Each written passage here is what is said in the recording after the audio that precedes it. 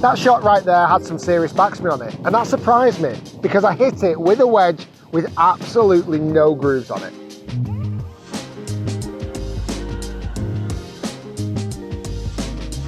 Hi guys, it's Rick Shiels, PGA Golf Professional. If you are new to my YouTube channel, welcome. Hit that subscribe button, like this video if you think it's intriguing, and leave me a comment down below.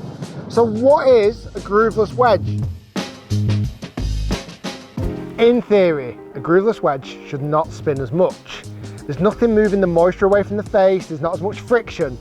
The guys who make this wedge say there's no spin loss whatsoever. So I'm going to compare it to a brand new wedge with brand new grooves. We're going to do some short shots, chip shots, bunker shots, pitch shots, and even some fuller shots as well to see if that's the case.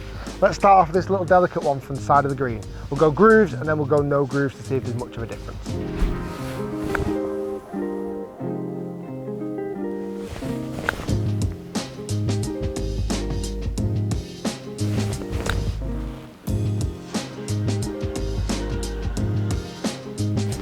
Grooved wedges, spinning pretty nicely. Let's try grooveless next.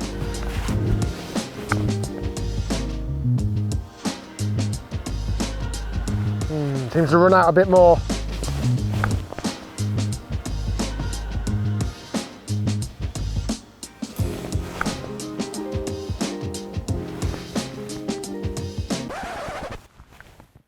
Okay, so I obviously hold that last one, but even look at the grooveless face, it's already starting to pick up quite a lot of debris compared to the grooves. What's interesting, the groove shots, I feel like I could throw them further at the flag and they were definitely spinning quicker. They were definitely stopping. As I adjusted to the grooveless one, I had to land it shorter with a bit more rollout. But it did go in. Let's try a shot out the bunker next. One thing to add, both of these clubs are 60-degree loft. You know, this one has a number 13 on it. Let's hit some shots out the bunker, see if there's much of a difference between groove and grooveless.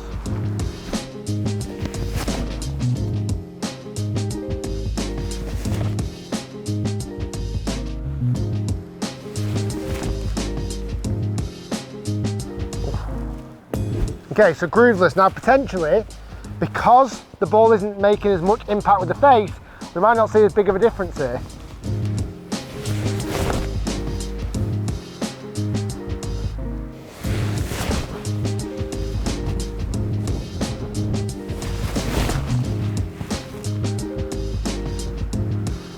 I must admit, hard to say out the bunker there how much influence grooves versus no grooves have, because like I said, the ball isn't massively touching the grooves on the shot. What did look weird was opening a face up with no grooves. It was so hard to figure out where it's actually pointing. Right, let's do some further golf shots.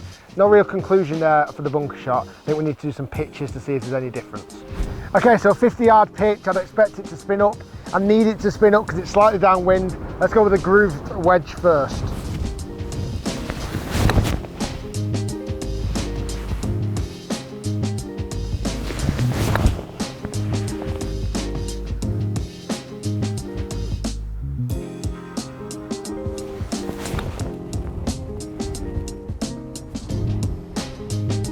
Yeah, about perfect. Right, let's go grooveless. One of the things I can't get over is just the look of it still. It's so unusual looking. What can it do from 50-yard pitch?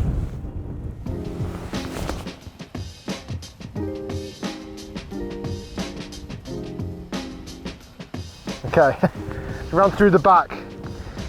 Maybe pitched it a touch too far, but it definitely didn't feel like it was going to stop.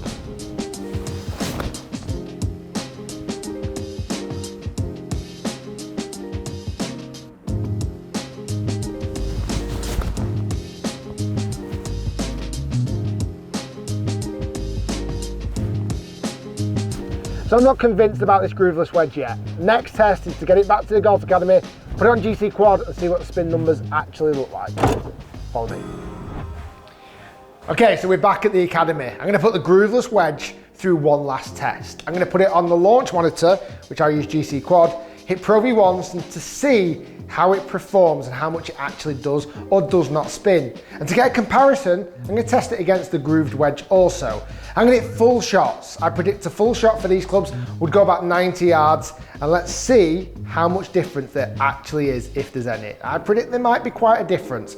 I'm going to go grooved wedge first, full shots, 3 each, and then let's have a look at some numbers.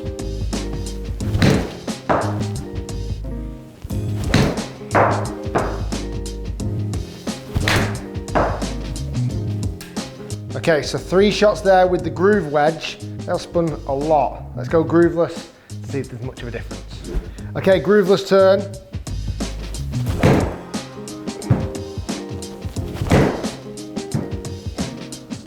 Okay, so one more final shot with grooveless. The numbers are staggering. Can't wait to show you.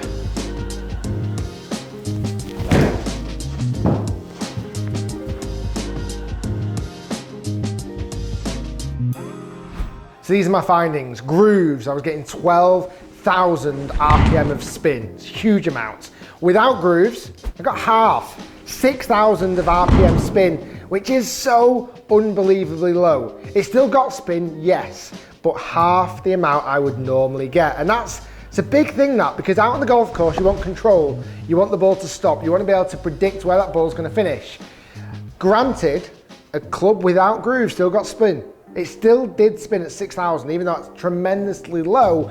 The friction on the face and the loft on the face was the main points of why spin was taking place. But grooves, it just shows how important they are on a wedge. It really does make a huge level of difference. Get rid of that debris, make the face even rougher, and it creates spin.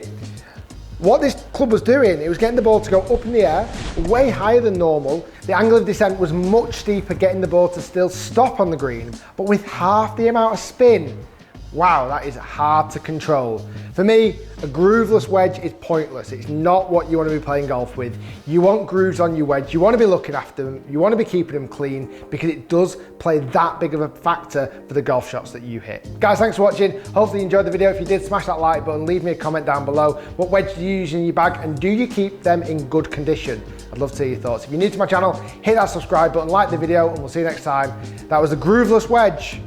A wedge that I will never ever use in my bag, and if I'm honest, I think it's quite pointless.